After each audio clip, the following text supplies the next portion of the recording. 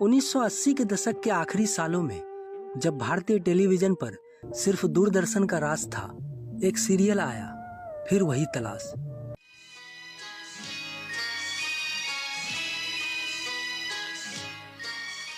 यह वो समय था जब कहानियों में सादगी थी, किरदारों में गहराई थी और हर एपिसोड में भावनाएं धीरे धीरे परत दर परत खुलती थी। 3 दिन हो गए हैं, कॉलेज नहीं गई।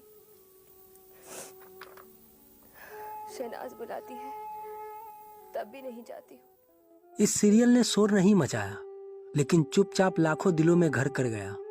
उस दौर की सीरियल्स में कोई तरक भड़क नहीं थी, न हाई ड्रामा, न तेज म्यूजिक, न नकली संवाद, सिर्फ असल जिंदगी की तरह बहती कहानियां। फिर वही तलाश उसी दौर की एक बेमिसाल पेशकश थी। खाना खाने बैठती हूँ तो खाना नहीं खाया जाता।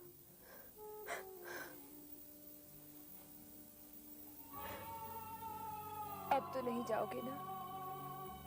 अब तो नहीं छोड़ोगे ना मुझे अकेले?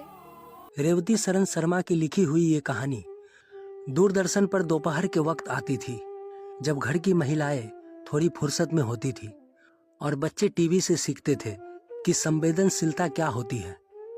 लेख टंडन के निर्देशन और रेवती शरण की कहानी में कोई बनाव नहीं था। सब कुछ इतना असली लगता था जैसे कोई कैमरा सीधे हमारे दिल की दीवारों पर चल रहा हो। सीरियल का नायक नरेंद्र एक साधारण ईमानदार युवक है जो छोटे शहर में पढ़ाई के लिए आया है। उसे शहर के एक रईस के आउट हाउस में रहने की जगह मिलती है और वही उसकी मुलाकात होती है पद्मा से। स्कॉलरशिप के सहारे आया था मैं यहाँ। फिर टेंशन छोड़िए और जल्दी से ठीक हो जाइए।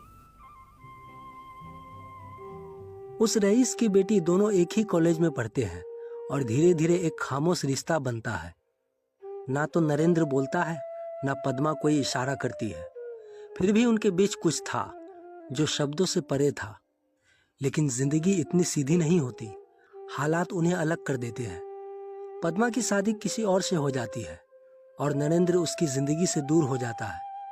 इस गंभीर प्रेम कहानी में एक हल्की फुल्की शोखी लाती है शहनाज, पद्मा की सहेली, जो जिंदा दिल है, खुलकर बोलती है और मोहब्बत को छिपाकर रखने में यकीन नहीं रखती। कैप्टन सलीम, जो उससे प्यार करता है, कहानी को एक और मोड़ देता है। सीरियल की खास बात यह थी कि वो सिर्फ नरेंद्र पद्मा की कहानी नहीं थी, बल्कि उसमें समाज, परिवार, दोस्ती और रिश्तों की परछाइयां भी शामिल थी। हर किरदार को जगह मिली।